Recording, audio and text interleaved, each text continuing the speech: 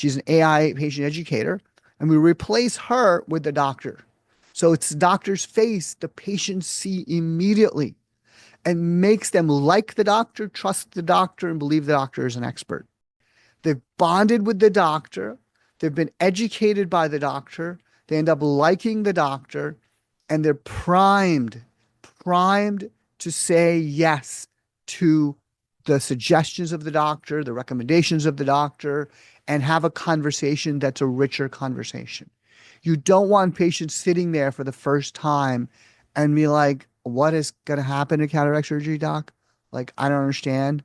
Or I kind of understand it, but like they have all these questions, right? Or they're going to be better prepared.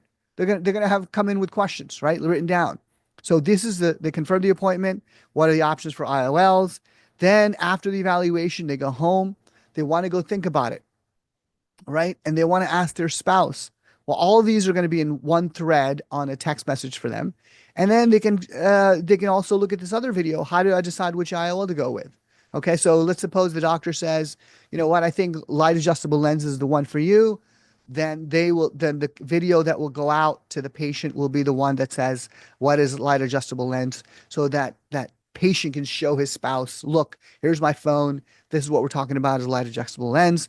Before surgery and after surgery, there's video goes out. So the whole system, what it's intended to do, folks, is to educate the patient about the whole journey with the doctor, and it's from the doctor.